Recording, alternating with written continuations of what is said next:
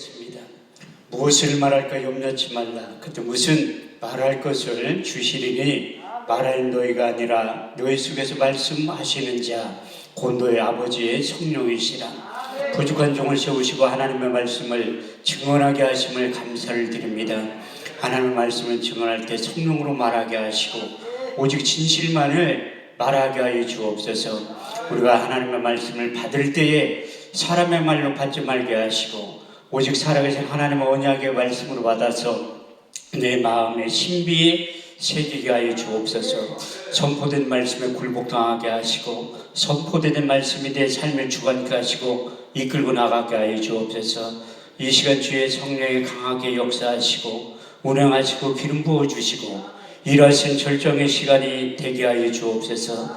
땅의 시간과 하늘의 시간이 공존하게 하시고 하늘의 사건과 반드시 하늘의 사건이 동시에 일어나게 하여 주옵소서. 이 세상과 하나님 나라를 앞당겨서 이 세상과 하나님 나라를 동시에 살아가게 하여 주옵소서.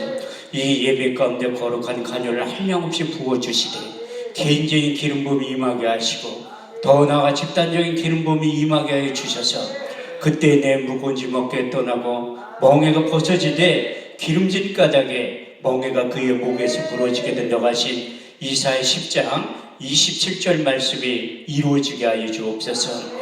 왕의 기름 부음이 제사장의 기름 부음이 선지자의 기름 부음이 충만하게 임하게 하여 주셔서 우리의 삶 가운데 인생 가운데 사역 가운데 하나님의 성공이 크게 나타나게 하시되 레위기 10장 3절 말씀대로 나타나게 하여 주옵소서.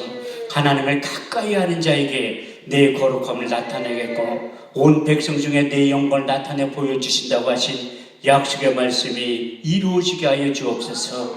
더 나아가 사모하는 영혼을 만족케 하시며 줄인 영혼에게 좋은 것으로 채워주시마 약속하신 시편 107편 9절 말씀이 성취되는 복된 시간 될 수 있도록 축복하시고 역사하여 주옵소서. 우리의 예배를 받아 주옵소서. 예수님의 이름으로 기도합니다. 아멘. 할렐루야. 반갑습니다. 우리 서로 다 같이 인사하겠습니다. 주님이 자리에 계십니다. 다시 한번 하겠습니다. 오늘 좋은 일이 일어납니다. 아멘 하신 분들에게 이 시간 좋은 일이 일어나게 될 줄 믿습니다. 지금 아멘 하신 분들에게 하나님의 더 큰 은혜가 임하게 될 줄 믿습니다. 신명기 27장 말씀에 보면 내 백성아 내 말에 응답하여 아멘 할지어다.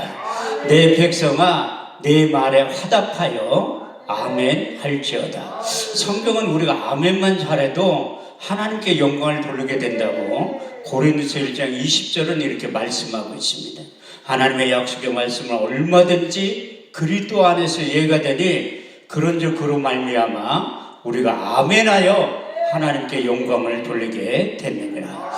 여기에서 있는 강사의 말로 들어봤자 아무런 의미도 없어요.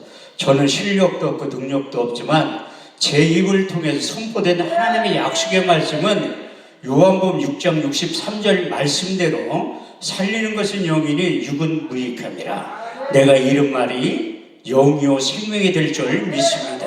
더 나아가 10편 107편 20절에서 21절 말씀을 보면 저가 그 말씀을 보내요. 저희를 고치사 이경에서 건져 내시는도다. 주의 인자하심과 인생에 행하신 기이한 일들을 인하여 주를 찬송하게 된다고 하신 약속의 말씀이 그대로 이루어지게 될 줄 믿습니다. 하나님은 지금도 예배자들을 찾고 계세요. 우리 주님께서 사마리아 여인에게 찾아가셔서 예배의 민주화를 시킨 다음에 아주 이런 유명한 말씀을 하셨는데 요한복음 4장 23절에 24절 말씀을 보면 하나님께 참으로 예배하는 자들은 신령과 진정으로 예배할 때가 오나니 지금이 그때라. 아버지께는 자기에게 예배하는 자를 찾으시니라. 하나님은 영이시니 예배하는 자가 신령과 진정으로 예배를 드려야 된다고 말씀하고 있습니다.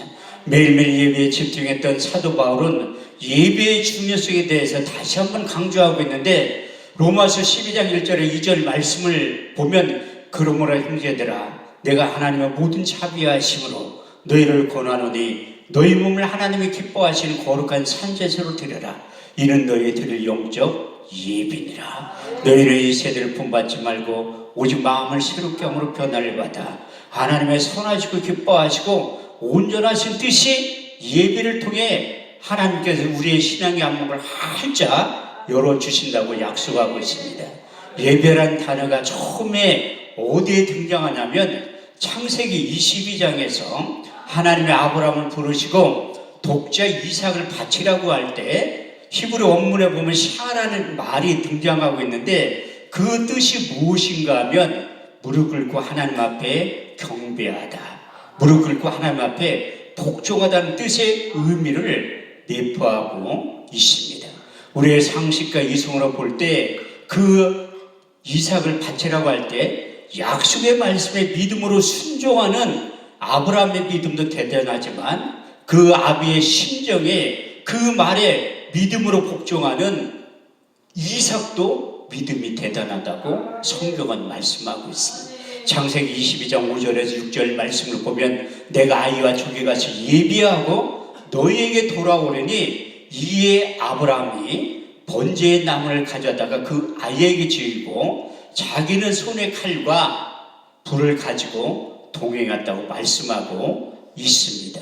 이렇듯이 예배를 통해서 하나님을 바라보고 하나님을 경배하고 하나님께 복종하는 것을 배워나가게 된다고 성경은 말씀하고 있습니다. 지금도 이렇듯이 하나님은 예배자를 찾고 예배 한번 잘 드려서 어제나 오늘이나 영원토록 동일하신 그 주님을 만나고 경험하고 체험하기만 하면 여러분들이 변해서 새 사람이 되어서 제2의 인생, 제3의 인생을 다시 시작하게 된다고 말씀하고 있습니다. 예배 한번 잘 들어서 수지 맞은 사람이 있는데 그 대표적인 인물이 솔로몬이에요. 여호와 페막 앞에 이르러 놋단에 1,000개의 생으로 번제를 드렸더라. 이 밤에 하나님께 솔로몬에게 나타나 이르시되 내가 내게 무엇을 줄고 너는 구하라. 솔로몬이 하나님께 여쭈하오되 주께서 내 아비 다윗에 큰 은혜를 베푸시고 나로 대신하여 왕이 되게 하셨사오니 주 여호와의 원컨대 네 아비 다윗에게 허한 것을 이제 굳게 여호와옵소서. 내게 지혜와 지식을 주사 이 백성 앞에 출입하게 없어서. 이렇게 티끌같이 많은 주의 백성들을 누가 능히 재판하오리까. 여호와께서 솔로몬에게 이르시되 내가 부나 재물이나 존용이나 원수의 생명멸함을 구하지 아니하고 내 백성을 치료하기 위해서 지혜와 지식을 구하였으니 그러므로 이제 내가 내게 지혜와 지식을 주고 부와 재물과 존용과 함께 주실 때 그것도 약속하신 역대하 1장 6절의 12절 말씀이 여러분의 삶 가운데 인생 가운데 사역 가운데 표적과 학증으로 반드시 나타나게 될 줄 믿습니다. 우리가 인생을 살아가다 보면 앞에는 홍해가 가로막혀 있고 뒤에는 애굽의 군대가 따라오는 내 힘과 능력으로 도저히 감당할 수 없을 때 하나님께서 저와 여러분들에게 이런 위로의 말씀을 하고 계세요. 출애굽기 14장 13절에서 14절 말씀을 보면 모세가 백성에게 고하여 이르기를 너희가 오늘 곧 애굽 사람을 영원히 보지 않으리니 여호와께 너희를 위하여 싸우시리니 너희는 가만히 있을지어다. 할렐루야. 이렇듯이 내 힘과 능력으로 도저히 감당하지 못할 때 하나님께서 우리의 인생 가운데 찾아오셔서 또 이런 위로의 말씀을 하고 계세요.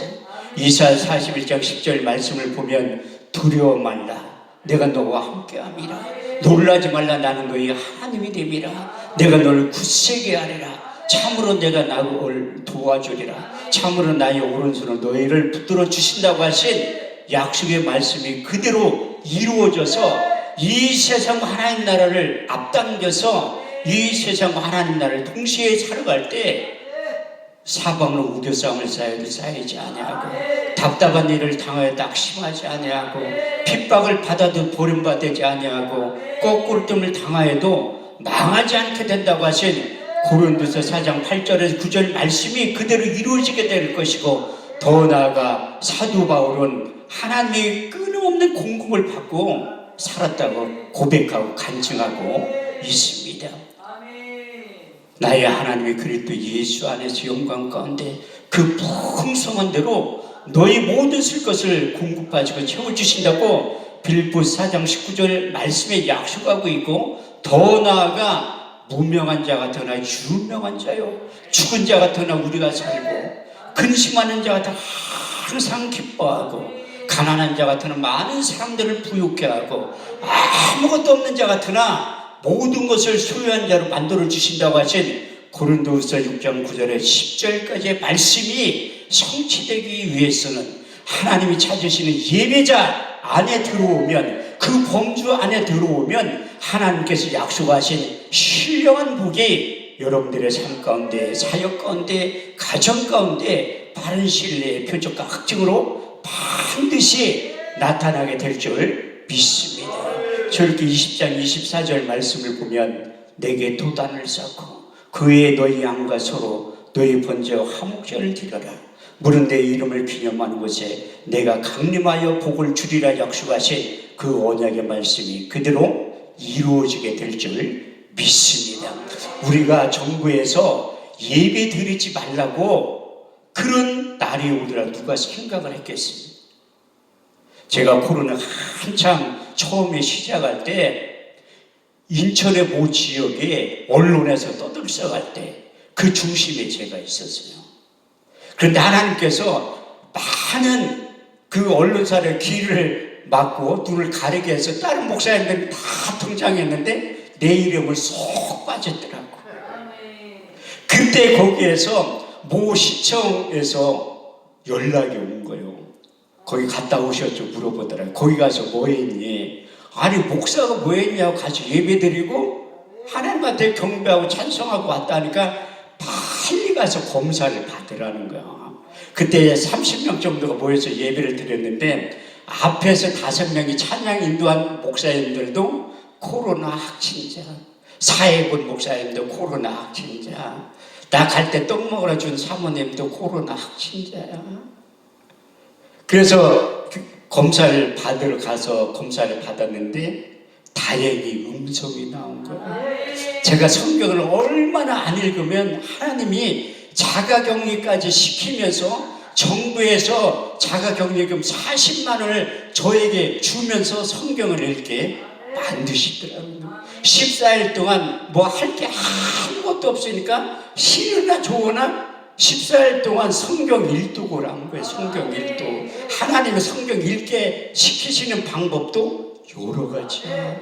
성경 읽다 보니까 요한복음 5장 39절 말씀을 보면 너희가 영생을 얻는 줄 생각하고 너희가 이 성경을 상고하거나 이 성경이 내게 대하여 증거하느니라. 요한복음 20장 31절 말씀을 보니까 오직 이것을 기록하면 너희로 예수로 하나님의 아들 그리스도이심을 믿게 하려 하며 또 그 이름을 힘입어 영생을 얻게 하려 하시니라. 성경을 읽고 하다 보니까 구약 성경은 오실 예수님에 대해서 기록되어 있고 신약 성경은 오실 예수님에 대해서 기록되어 있고 요한계시록은 다시 오실 예수님에 대해서 기록되어 있더라고요. 누구든지 주님을 만나면 변하여 새 사람이 돼서 제2의 인생, 제3의 인생을 다시 시작하게 된다고 약속하고 있는데 그 대표적인 인물이 사도 바울이요.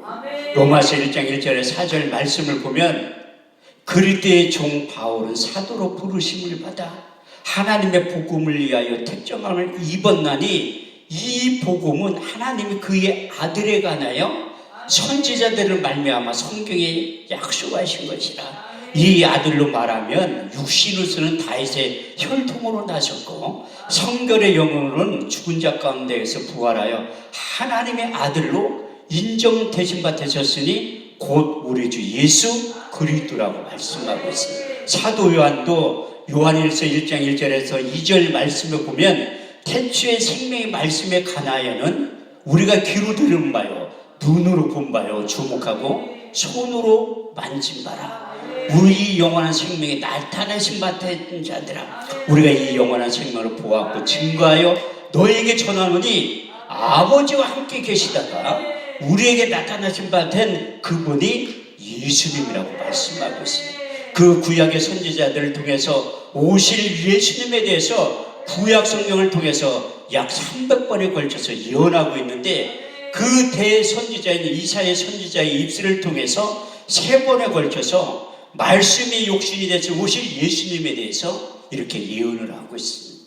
첫 번째 예언의 말씀이 이사야 7장 14절 말씀을 보면, 주께서 친히 징조로 너에게 주실 것이요 보라 처녀가 잉타하여 아들을 낳을 것이요 그 이름을 임마누엘을 하리라. 두 번째 예언의 말씀이 그 예수의 오심과 존재에 대해서 이사야 9장 6절 말씀을 보면, 한 아이가 우리에게서 낳고 한 아들을 우리에게 주신 바 되었는데 그 어깨엔 정사를 메었고 그 이름은 기묘자라 모사라 전능하신 하나님이라 영존하신 아버지라 평강의 왕이라 할 것입니다. 마지막 세 번째 예언의 말씀이 그 예수가 인류의 대속물로 나타나서 십자가의 죽으심과 그 가정과 이유에 대해서 이사야 53장 1절에 6절은 이렇게 말씀하고 있습니다. 우리의 전한 것을 누가 믿었느냐? 여호와의 발이 네게 나타났느냐? 그는 주 앞에서 자라나기를 연한 신이었고 마른 땅에 나온 줄기 같아서 고운 모양도 없고 풍채도 없은즉 우리의 보기에 흠모할 만한 아름다운 것이 없도다. 그는 멸시를 받아 사람에게 실어버린 바 되었으며 간구를 많이 겪었으며 질구를 안 자라. 마치 얼굴을 가리고 사람을 바라보지 않음을 받는 자 같아서 멸시를 당하였고 우리도 그를 귀히 여기지 아니했도다. 그는 실로 우리의 질구를 지고 우리의 슬픔을 당하였거늘 우리는 생각하기를 그는 징벌을 받아서 하나님께 맞으며 고난을 당한다 하였노라. 그가 찔림은 우리의 허물을 인하며 그가 상함은 우리의 죄악을 인함이라. 그가 징계를 받음으로 우리가 평을 누리고 그가 채찍에 맞음으로 너희가 나음을 입었도다. 우리는 다 양 같아서 그릇 행하여 각기 제 길로 갔거늘 여호와께서 우리의 무리의 죄악을 그에게 담당시키셨도다. 할렐루야. 이렇듯이 이사야 선지자의 입술을 통해서 예언했던 하나님의 약속의 말씀은 하나님의 때에 하나님의 방법으로 반드시 나타난다고 약속하고 있습니다. 시편 89편 34절 말씀을 보면 내 언약을 파하지 아니하고 내 입술에 낸 것도 변치 아니하리라. 여러분들 잘 알고 있는 민수기 23장 19절 말씀을 보면 여호와는 인생이 아니시니 거짓말을 하지 아니하시고 인자가 아니신 후회가 없으시도다. 어째 말씀하신 바를 행치 아니하시고 하신 말씀을 실행치 아니하시랴. 이사야 선지자의 입술을 통해 선포되었던 하나님의 약속의 예언의 말씀이 700년이 지나서 나타나기 시작하는데, 마태복음 1장 18절에서 23절 말씀을 보면 예수 그리스도의 나심은 이러하니라. 그 모친 마리아가 요셉과 청혼하고 동거하기 전에 성령으로 잉태된 것이 나타났더니 그 남편 요셉은 의로운 사람이라. 여호와의 사자가 요셉에게 나타나 가라사대 다윗의 자손 요셉아 내 아내 데려오기를 무서워 말라. 그의 잉태된 것 성령으로 된 것이라. 아들을 낳으려니 그 이름을 예수라 하라. 이는 저희 백성을 저희 죄에서 구원할 자이십니다. 이 모든 일이 된 것은 선지자들로 하신 말씀을 이루려 하심이니라.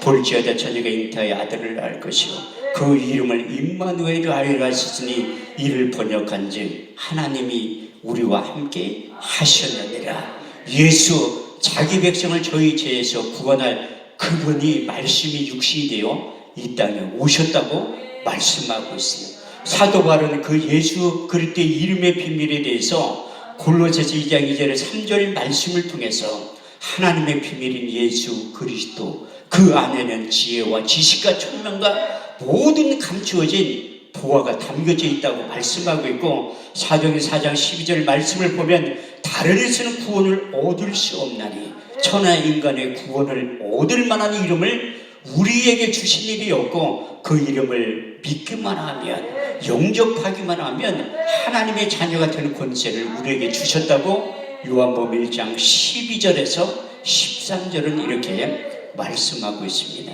영접하는 자 곧 그 이름을 믿는 자들에게는 하나님의 자녀가 되는 권세를 주셨으니 이는 혈통이나 육교나 사람의 뜻으로 난 것이 아니요 다시 하나님께로부터 난 자들이라고 말씀하고 있습니다. 저와 여러분들이 이 자리에 앉아있는 것은 우리 주님 때문에 이 자리에 앉아 계신 줄 믿습니다. 할렐루야. 이렇듯이 예수 때문에 여러분들이 변해서 새 사람이 되었다고 말씀하고 있습니다. 제가 하늘산 기도하면 잊을 수가 없어요. 제가 90년대 초에 하늘산 기도원을 그때 신학교 다닐 때인데 여기를 자주 온 거야. 우리 신학교 다닐 때는 요 앞에 있는 모 기도원에 강제적으로 일주일에 한 번씩 데려다 놓는데 우리는 몰래 도망와가지고 일로 왔다니까. 왜? 이게 영적인 코드가 맞아요. 그래서 여기 온 거야. 여기 와가지고 그렇게 신학교 다닐 때 여기 와서 눈물 뿌리며 기도했는데 하나님이 나를 주의 종으로 불렀잖아요. 제가 어떻게 처음에 교회 가냐면 고린도 1장 21절 말씀을 보면 전도에 미련한 것으로 하나님은 구원받은 자들 기뻐하신다니까. 제가 고등학교 2학년 때 1년 선배가 수요일날 점심때 오더니 저녁 때 나하고 어디 좀 갈 데가 있다는 거야. 안 가면 꼭 때릴 것처럼 얘기하더라고. 그래서 전도하는 방법도 여러 가지라는 내가 두드러 맞을 게 끌려간 곳이 가서 보니까 교회야. 그래서 그때부터 지금까지 신앙생활을 한 게 아니라 신학교 졸업할 때까지 열심히 신앙생활을 했는데 예배를 등한시 하기 시작한 어느 순간이 되니까 새벽 예배 빠져, 수요일날 빠져, 금요철에 빠져, 주일날 저녁 때 예배 드리러 하는가. 근데 주일날도 안 가더라고. 믿음에서 떠나는 게 잠깐이에요. 나만 교회 안 가면 괜찮은데 교회에 가는 집사람을 핍박하고 딸내미를 핍박하는 내 초라한 모습이 어느 순간에 느끼게 되더라. 내가 이렇게 살았으면 안 되겠다. 그래서 하나님이 생각나게 하는 기도원이 있더라고. 그 기도원이 제가 21년 전에 회개하러 왔던 기도원이 바로 이 기도원이에요. 그래서 제가 아침에 여기 집사람이 빨리 딴 생각 할 게 돈을 주면서 빨리 한올산 기도원 가라고 하더라고. 그래서 아침에 일찍 그때 분당 살 때인데 여기 왔는데 안 보여. 들어오는 입구가 한 바퀴를 돌아, 두 바퀴를 돌아, 세 바퀴를 도는데도 들어오는 입구가 안 보이더라고. 아직까지 해결할 때가 안 됐다. 이런 생각이 또 들어. 그래도 한 바퀴만 더 돌고 내가 입구를 못 찾으면 그냥 집에 가야지 생각했는데 네 번째 보니까 입구가 보이는 거야. 사단마의 귀신을 눈을 가려가지고 길이 안 보여가지고 못 들어오게 하는 거야. 여기 가면 이제 큰일 나니까 사단마의 귀신들은. 그런데 여기 그때만 해도 사람이 제가 8월달에 왔는데 상당히 많았다니까요. 그런데 예배 소리, 찬송가 소리는 나는데 내가 몇 년을 교회를 안 갔는데 여기 왔다고 들어가고 싶은 마음이 하나도 없더라고요. 그래서 오후에도 바깥에서 왔다 갔다 하는데 나 여기 와서도 보는 거에 나 같은 사람 있나 없나, 배하는 사람 있나 없나 내가 본다니까요. 그런데 저녁 때가 됐는데도 예배에 참석할 마음이 하나도 안 들어. 신기하게. 그래서 저녁 예배도 왔다 갔다만 하면서 참석을 안 한 거예요. 저녁 예배 끝나고 요 뒤에 난 여기 올 때마다 여기 플라스틱 기도통 있죠. 거기 올라갔다니까요. 내가 이렇게 있으면 기도원 온 목적이 없잖아요. 다른 사람들은 다 찬송 부르고 기도하는데 나는 이방인이야. 바깥에서 구경만 하는데. 그래서 저 기도통에 딱 들어가는 순간 하나님이 나를 새롭게 만나주신 거예요. 사람의 눈에서 눈물이 그렇게 쏟아지는 게 신기하더라고. 내가 그때 10시 넘어서 들어갔는데 새벽 5시까지 눈물을 흘렸다니까요. 첫 번째 말씀에 저희 성령 하나님께 찾아오셔서 육의 신비에 새긴 말씀이 갈라디아서 2장 20절 말씀이에요. 내가 그리스도와 함께 십자가에 못 박혔나니 그런 적 이제는 내가 산 것이 아니요 오직 내 안에 그리스도께서 사신 것이라. 이제 내가 육체 가운데 사는 것은 나를 사랑하사 나를 위하여 자기 몸을 버리신 하나님의 아들을 믿는 믿음 안에서 사는 것이라. 두 번째는 로마서 12장 11절에 15절 말씀, 부지런하여 게으르지 말고 열심을 품고 주를 섬겨라. 소망 중에 즐거워하며 환난 중에 참으며 기도에 항상 힘쓰며 성도들의 쓸 것을 공급하라. 너희를 핍박하는 자를 축복하라. 축복하고 저주하지 말라. 즐거워하는 자들 함께 즐거워하고 우는 자들로 함께 올라. 세 번째가 고린도전서 3장 16절에서 17절 말씀입니다. 너희가 하나님의 성전인 것과 하나님의 성령이 너희 안에 거하시는 것을 너희가 알지 못하느냐.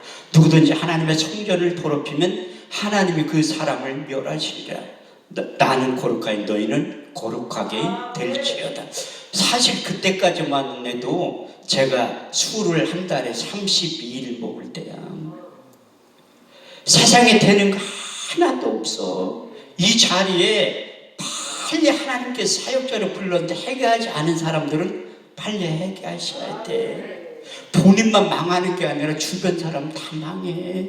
주변 사람 다 망하게 돼 있다니까요. 제가 그때 직장 생활할 때 내가 회개하고 안 돌아오니까 그 회사가 망하게 한 거예요. 딴 사람 목사 만들라고. 근데 이 술 먹고 목회는 못 하잖아. 사실 내가 운전하고 올 때도 여기 입구로 못 찾은 것도 술이 들깨서 그래요. 음주단속 했으면 나 걸렸어. 그 전날에 내가 하늘산 기도원 오면 응답받아 술을 못 먹을 것 같더라고. 그래도 그 전날에 엄청나게 많이 먹은 거야. 숙취가 깨지가 않은 거예요. 근데 하나님이 그 말씀을 생각나게 하시고, 내가 하나님의 성전인데 어떻게 이 안에다 술을 들어오고 깨닫게 되는 거예요. 지금도 내가 술 끊은 지 21년 됐어요. 21년. 친구들 가끔가다 내가 대전이 고향인데 만나면 한 목사님 물어볼 게 있대. 뭐냐고 물어보면 친구들도 저한테 반말 안 해요. 목사님이랑 가끔씩 존칭을 써주지. 왜? 내 안에 계신 이가 세상에 있는 이보다 크기 때문에 나를 목사의 권위로 인정을 해주는 거예요. 친구들도. 목사님 질문할 게 있대. 뭐냐고 물어보니까 몰래 숨어서 술 한 잔도 안 먹었니? 물어보도 그만큼 내가 술을 한 달에 32일을 먹을 정도면 하루도 안 빼놓고 먹었다는 거야. 하루도. 왜 31일인데 30일이냐? 새벽까지 먹을 때가 가끔 있거든. 그래서 32일이라는 여기 와가지고 술을 끄는 거예요. 네 번째는 로마서 14장 8절 말씀. 사도 바울이 우리 주님을 만난 다음에 고백한 말씀 중에 한 가지가 로마서 14장 8절. 우리가 살아도 주를 위하여 살고 죽어도 주를 위하여 죽노니 우리가 사나 죽으나 주의 것이로다. 성경에 새 사람이란 단어가 4번 나와요. 구약에 1번, 신약에 3번 나오는데 그 신약에 새 사람이라는 단어를 누가 기록했냐면 사도 바울이에요. 내가 새 사람이라는 단어에 관심이 상당히 많은 이유가 무엇인가 하면 우리 사회자 목사님 소개할 때 새 사람 교회 담임 목사가 저예요. 저도 변화해 새 사람 되었기 때문에 새 사람 단어에 대해서 관심이 상당히 많다니까. 그 구약에는 사무엘상 10장 6절 말씀에 한 번 더 내게는 여호와의 크게 이 말이니 너도 그들과 함께 예언을 하고 변하여 새 사람이 되리라. 우리 육체 가운데 하나님의 영이 임하면 변하여 새 사람이 된다고 말씀하고 있습니다. 그래서 그 하나님의 성령이 우리 육체 가운데 찾아오시면 우리가 변하여 새 사람이 된다고 말씀하고 있어요. 에스겔서 36장 26절에 27절 말씀을 보면 내가 너희 속에 새 영을 주고 새 마음을 주어 너희 몸에서 굳은 마음을 제하여 버리고 부드러운 마음을 줄 것이며 너희 속에 새 신을 주어 너희가 내 율례와 규례와 법들을 지켜 행할 수 있는 능력도 부어 주신다고 말씀하고 있습니다. 우리 인간들은 하나님과 같은 생각, 일치한 마음을 갖고 있는 게 아니라 다른 생각을 가지고 있어요. 사도 바울이 주님 앞으로 가까이 가면 갈수록 로마서를 통해서 이렇게 고백하고 있습니다. 다메섹 도상에서 우리 주님을 만나고 1차 전도여행, 2차 전도여행, 3차 전도여행을 마치고 로마서와 고린도전서를 기록했는데 로마서 7장 21절에 25절 말씀을 보면 내가 한 가지 법을 깨달았노니 선을 행하기 원하는 나에게 악이 항상 있는 것을 보는도다. 내 속사람 하나님의 법을 즐거워하되 내 지체 속에 있는 또 다른 법이 네 마음의 법과 싸워 내 지체 속에 있는 죄의 법 아래로 사로잡아 오는 것을 보는도다. 오라 나는 공고한 사람이다. 이 사망의 몸에서 누가 나를 건져내려.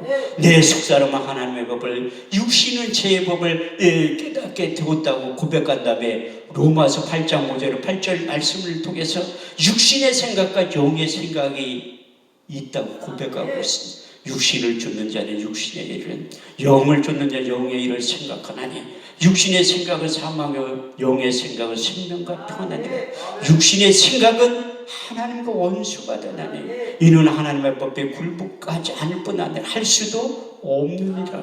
육신에 있는 자들은 하나님을 기쁘시게 할 수 없느니라. 그래서 육신의 생각은 하나님과 원수가 되고 하나님을 기쁘시게 할 수 없다고 말씀하고 있습니다. 여러분들의 하나님께서 예배의 자들을 불러 모으시는 이유 중에 첫 번째가 에스겔서 11장 19절 20절 말씀을 완성시키기 위해서 내가 너희 속에 일치한 마음을 주고 그 속에 새 힘을 주어 너희 몸에서 굳은 마음을 제하여 버리고 부드러운 마음을 주어서 너희가 내 율례와 규례와 법도를 지켜 행할지니 너희는 내 백성이 되고 나는 너희 하나님이 될 것이다.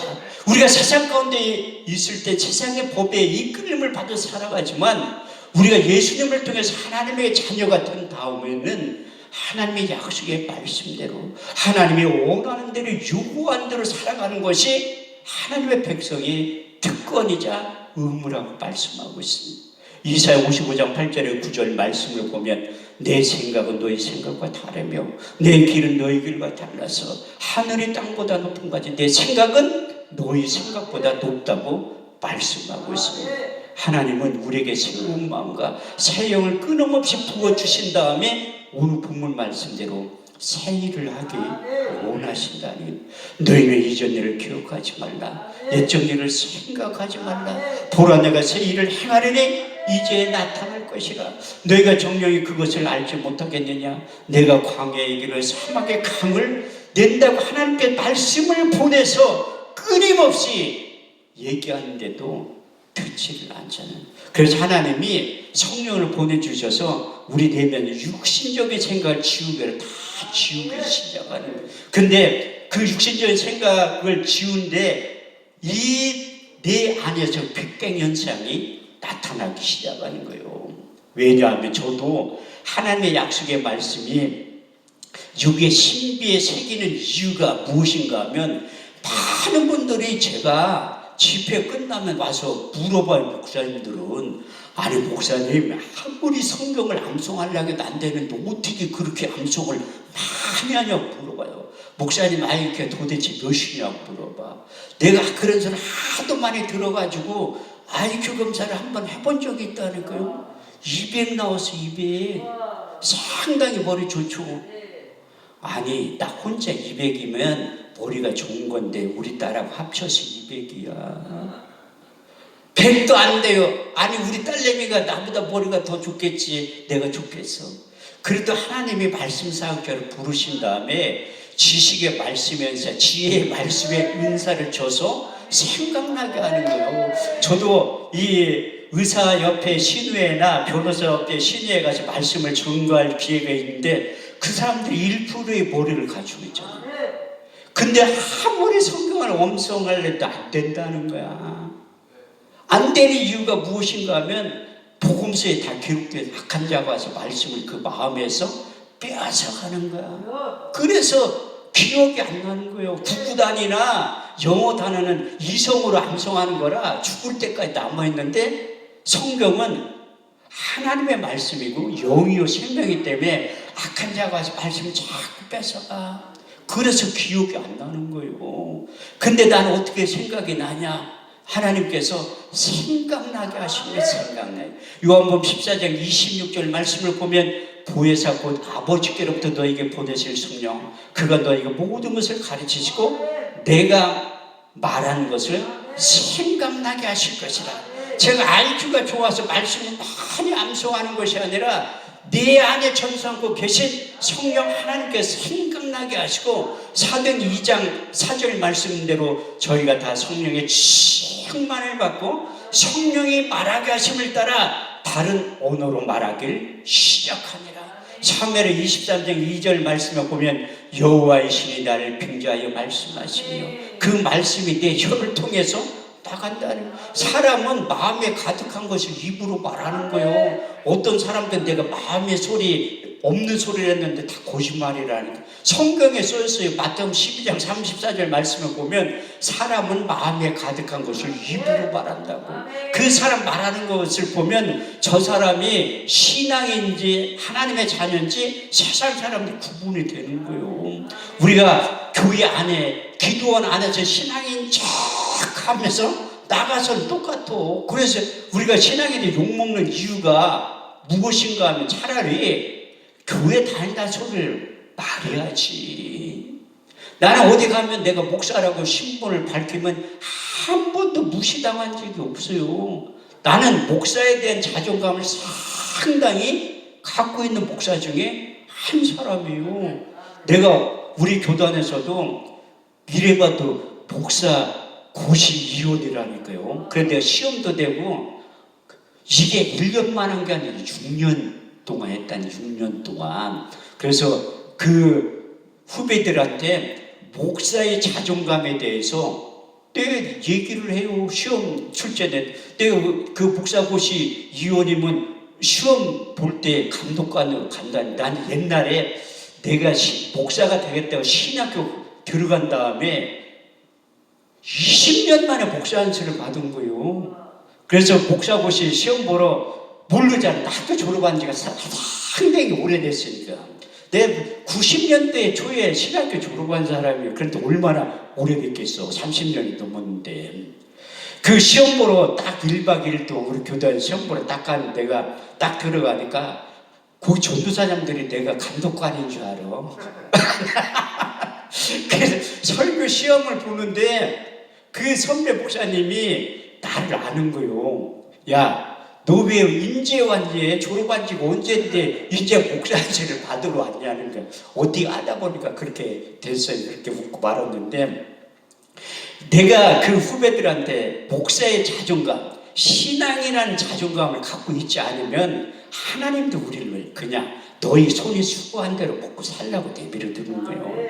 요한일서 4장 4절 말씀을 보면 내 안에 계신 이가 이 세상에 있는 이보다 크다고 여러분들이 인정을 하셔야 돼.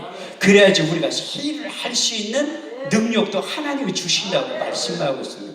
그래서 하나님이 우리의 삶 가운데 자주 새 일을 하기를 원하신다고 얘기하면 아유 목사님 내가 나이가 몇 살이고 육체는 병들고 아무것도 가진 게 없다고. 그래서 성경은 짝이 있는 거야. 짝. 이사야 34장 16절 말씀을 보면 너희는 여호와의 책을 자세히 읽어보라. 이것이 하나도 빠진 것이 없고 짝이 없는 것이 없으리니 이는 여호와의 입이 이를 명하시고 그의 신이 이것들을 모으셨다고 말씀하고 있습니다. 성경은 너희가 가지고 있는 것을 가지고 새 일을 하라고 한 적 한 번도 없어요. 하나님의 공급한 힘과 능력을 독실에 달게 새 힘을 공급해 준 다음에 우리가 새 일을 하기를 원하신다니. 이사야 40장 29절 31절 말씀을 보면 피곤한 자에게 능력을 주시며 무능한 자의 힘을 더하시나니 소년이라도 피곤하며 곤배하며 장정이라도 넘어지며 자빠지되 오직 여호와는 악망하는 새 힘을 얻으리니 독수리의 날개치며 올라가면 같을 것이요 다른 박자라도 곤비치 아니하겠고 걸어가도 피곤치 아니하리라. 저희 인생 가운데 사역 가운데서도 독수리의 날개치 새 힘을 공급해 주신 하나님의 공급한 힘과 능력으로 일을 하는 거예요.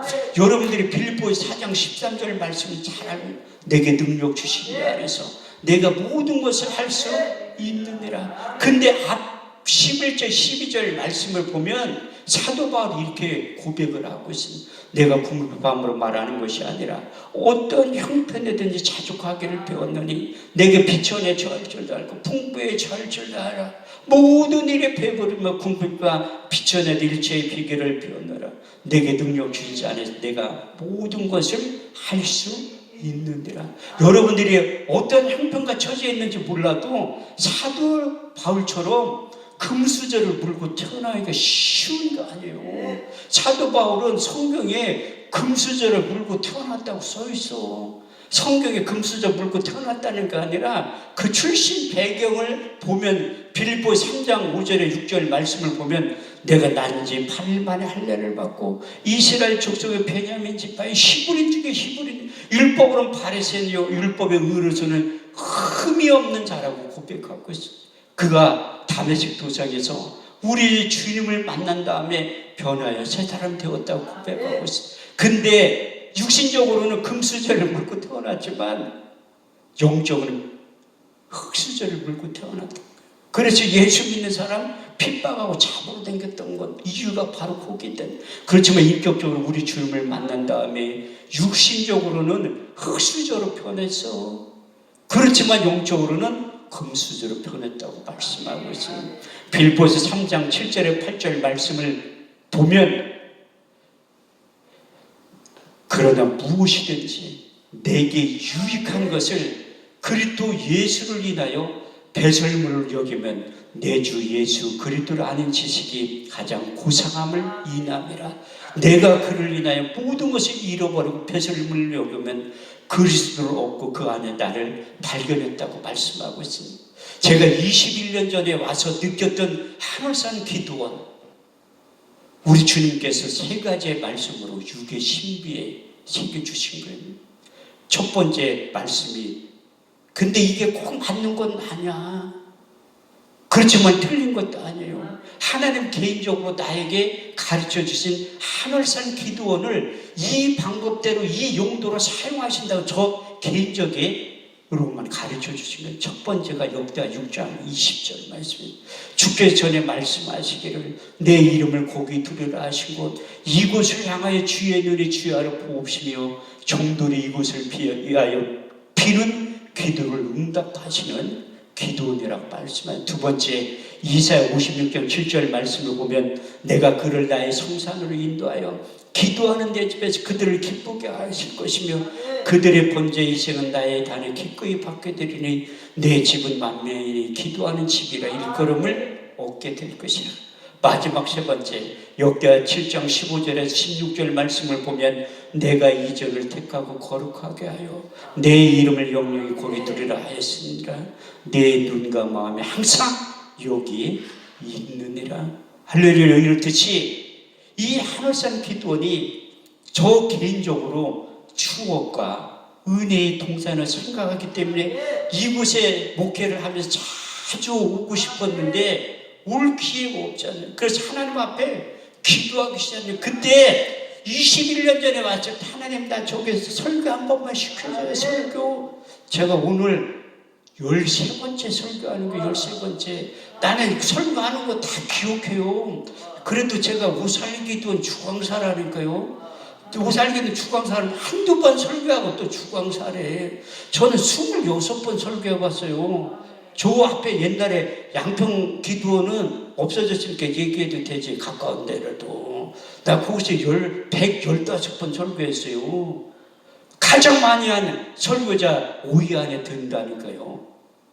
오살 기도원도 내가 왜 주광사가 어떻게 됐냐면 하나님 앞에 기도한 거 사회 전부 하나님 다 조교해서 설교 한 번만 시켜. 2달 만에 설교했어요. 2달 만에.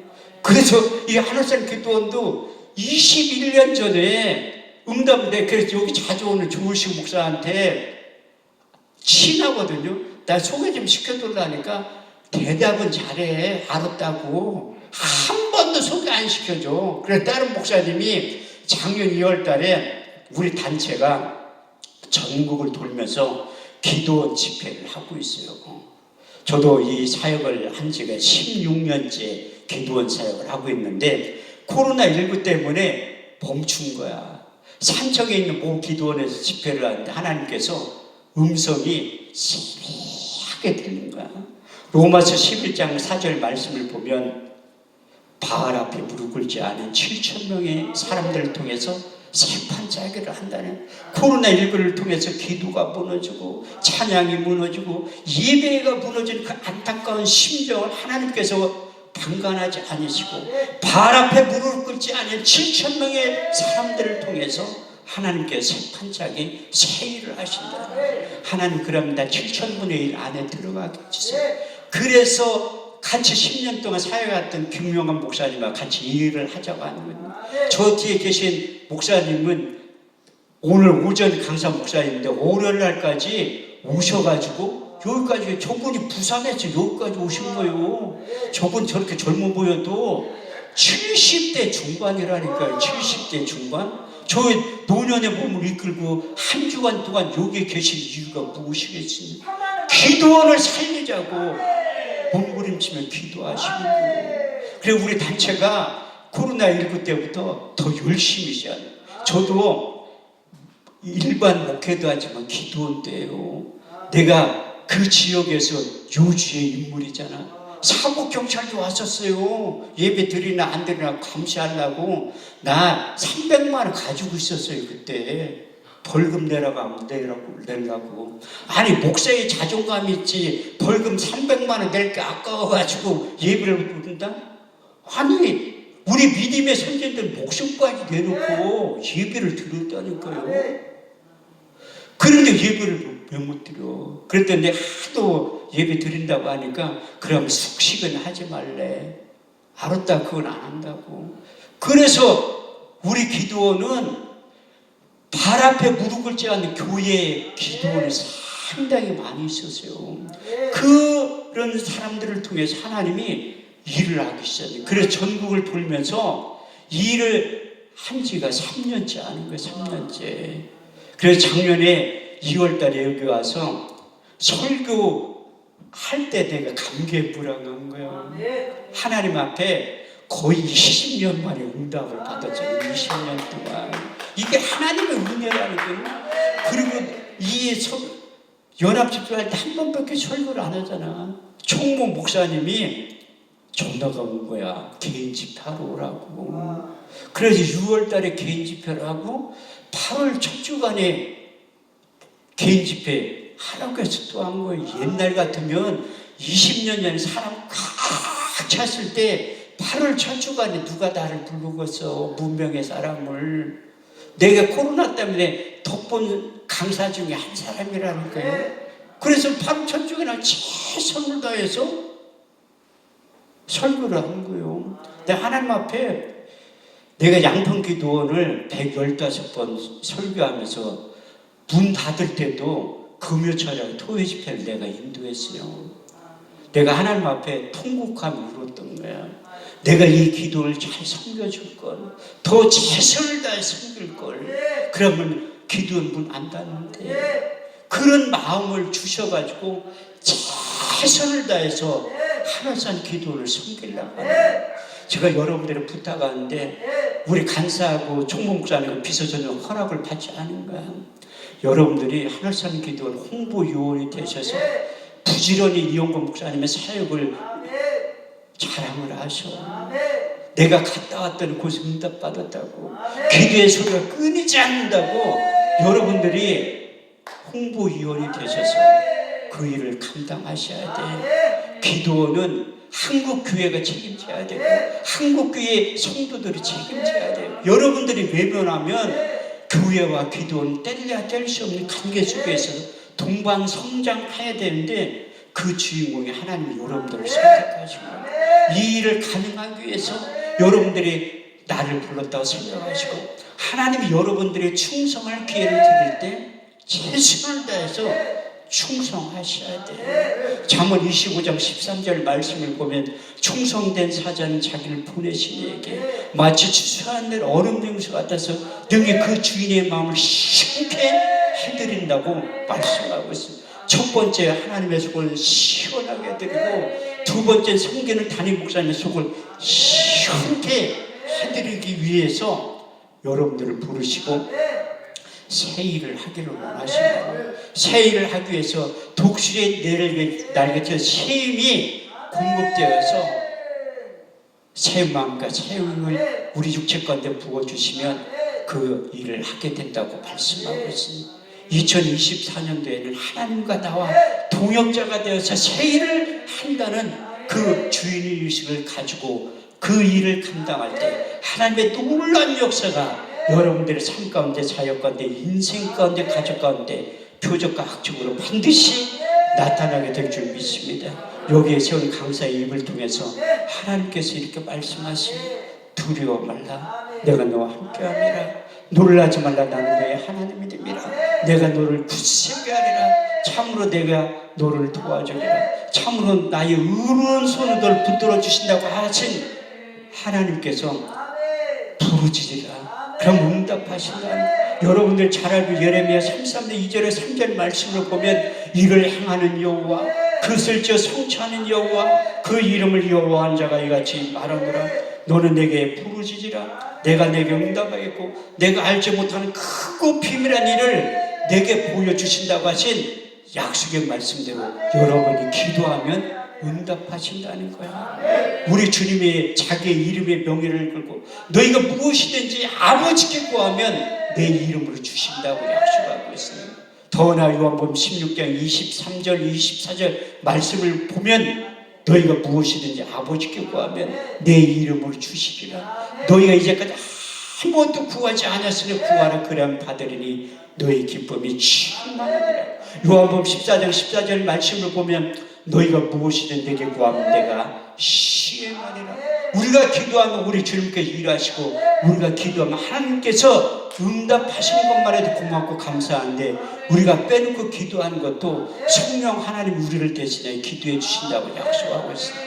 로마서 8장 26절 27절 말씀을 보면 이와 같이 성령님 우리의 연약함을 도우시나니 우리가 마땅히 빌 바를 알지 못하나 오직 성령이 말할 수 없는 탄식으로 저희를 위하여 친히 간구하시니라. 마음을 감찰하시니까 성령의 성결하시나니 이는 성령이 하나님의 뜻대로 성도를 위하여 간구하신다고 하신 약속의 말씀이 이루어져서 여러분들의 기도 제목 1번부터 10번까지 반드시 응답해 주실 줄 믿습니다. 우리 복음성가 한 장 부른 다음에 통성으로 기도하는 시간 갖기로 하겠습니다.